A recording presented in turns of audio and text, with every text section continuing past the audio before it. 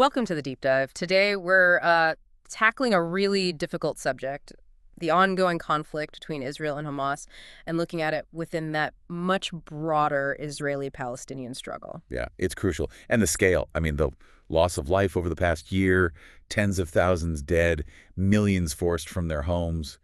It's just staggering. We really need to look past the daily headlines. Exactly. So our mission today is to try and unpack some of that, look at the historical roots, understand Hamas's role, Israel's response, and, of course, the terrible humanitarian crisis.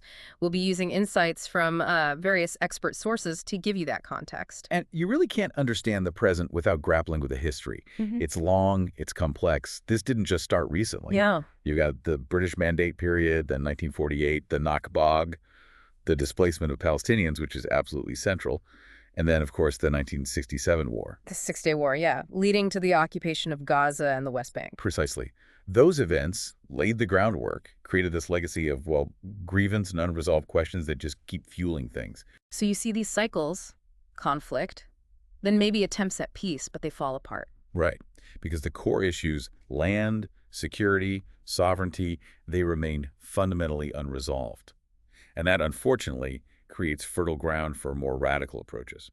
Which I suppose brings us to Hamas, formed in 1987, right, as a resistance group against the occupation. That's right. But it's important to note, as you said, that Israel, the U.S., the EU, they designate Hamas a terrorist organization because of its tactics, its violence. Okay, but that designation itself, it's contested, isn't it? Some argue Hamas also has political, even social roles in Palestinian society. It's not just one thing. That's a really key point, yeah. The designation isn't universally accepted, and it really shows how polarized the views are.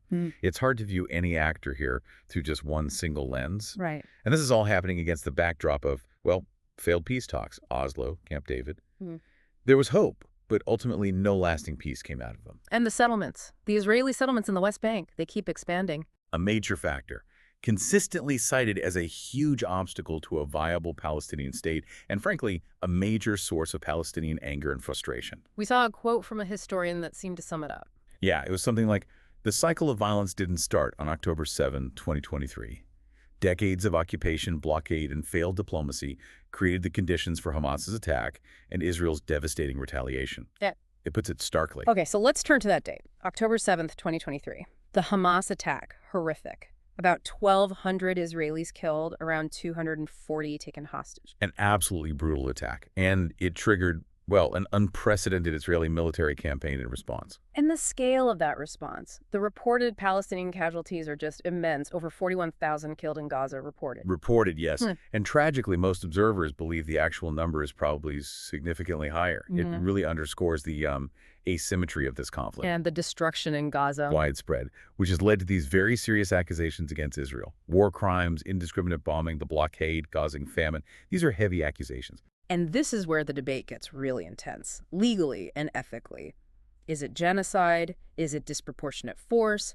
Experts are deeply divided. They are. It's incredibly complex under international law. We saw a quote from a human rights lawyer focused on the blockade specifically. What did they say? Something to the effect of, cutting off food, water, and medical supplies to 2.3 million people, half of them children, is collective punishment, a violation of international law. And they mentioned the ICJ ruling that Israel must prevent acts of genocide, but, well, the bombing continues. It paints a grim picture of the legal and humanitarian concern. Extremely grim. So, building on that, the humanitarian situation, you mentioned the blockade, the bombing. What does it actually look like on the ground in Gaza now? It's catastrophic. You have something like 1.5 million people displaced, people living in tense, desperate conditions. And attacks on hospitals, aid workers. I remember the World Central Kitchen attack. Exactly. That was a particularly stark, tragic example. It just highlights the incredible danger for civilians and for anyone trying to help. It's hard to even comprehend over 41,000 deaths. Behind the numbers, the human stories must be unimaginable. Families just struggling to survive day to day, lack of food, clean water, medicine, and the psychological trauma, especially for children. It's going to last for generations. Yeah. And, while Gaza gets most of the headlines, understandably, we shouldn't forget the West Bank. What's happening there? A real surge in violence. Settler violence against Palestinians has increased significantly, and more Israeli military raids, too. It creates this pervasive climate of fear across all the Palestinian territories, really. And on top of all this suffering and violence, there's the information war, right? Disinformation, manipulated narratives. Oh, absolutely. Accusations fly from all sides, both Israeli and Palestinian sources, their allies. Yeah. Everyone's accused of spinning the narrative. It makes getting objective reporting incredibly difficult. Yeah, trying to find the truth is a challenge. We saw a quote from a journalist there. In Gaza, yes. It was powerful. Every day is a struggle for survival. Families are living in tents, children are dying from malnutrition, and the world watches but doesn't act. Wow. The world watches but doesn't act. That's heavy. It really is. And it speaks to a wider feeling of, perhaps, abandonment. And there's the risk of this spilling over, becoming a bigger regional war. Definitely a risk. You have to look at Hezbollah in Lebanon, Iran's role, this axis of resistance. They talk about Hamas, Hezbollah, the Houthis in Yemen, Right. their actions, Iran's support. It could definitely escalate tensions across the whole Middle East, potentially drawing in other countries. Which leads us to the role of the United States, historically Israel's biggest backer, billions in military aid. Billions, yes. And initially, after October 7th, the Biden administration showed pretty much unconditional support for Israel. But that's shifted slightly, hasn't it? There was talk of pausing some arms shipments, concerns about Rafah. It has shifted, yes. That pause on some weapons, particularly heavy bombs, did signal growing unease in Washington, especially regarding the potential Rafah operation and civilian casualties. How significant is a pause like that, though, given the sheer amount of aid overall? Is it more symbolic? That's the crucial question, isn't it? Yeah. It definitely sends a message, applies some pressure. But the overall military and financial pipeline is still massive. So its actual impact on Israel's actions on the ground, well, that remains to be seen. And there's pressure building inside the U.S., too, right? Protests, the uncommitted votes. Absolutely. Significant domestic pressure. Yeah. Campus protests have been widespread, and those uncommitted votes in the primaries signal real discontent within parts of the Democratic base about U.S. policy. People are questioning the level of support. We saw a political analyst put it quite bluntly. Yeah, the quote was something like, "The U.S. provides billions in military aid to Israel, enabling this war. Until that changes, Netanyahu has no incentive to stop." Right. It really highlights the perceived leverage the U.S. has, or could have.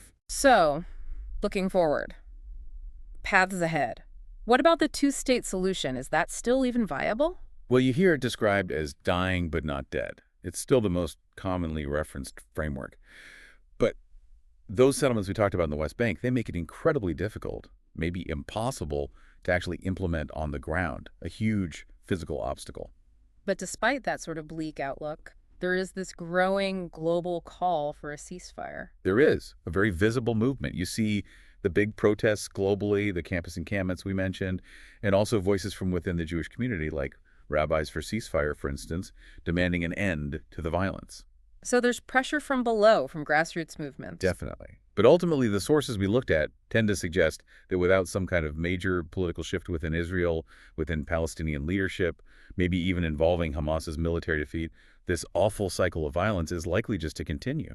It feels quite hopeless sometimes. It can. There was a concluding thought in one of the analyses that really stuck with me. What was that? It said, this war isn't just about Hamas or Israel. It's about whether the world will tolerate the slaughter of civilians in the name of security. History won't judge us kindly if we stay silent. It's a powerful call to conscience, really. A very powerful indictment. Okay. Well, to dig even deeper into this incredibly complex and frankly painful situation, we really encourage you to check out the resources in our show notes. Yeah, there's some great stuff there. Fox has extensive coverage, the Unsettled podcast offers some really interesting perspectives, and RUSI provides some deep strategic analysis. Definitely worth exploring. And we want to hear from you too. What angles did we miss? Are there potential solutions, however difficult, that you think need more attention? Thanks for joining us for this deep dive. Thank you. And we'll leave you with this thought. Considering everything we've discussed, the deep history, the current catastrophe, what fundamental shifts, what really needs to change to finally break this devastating cycle, that's the question we're all grappling with.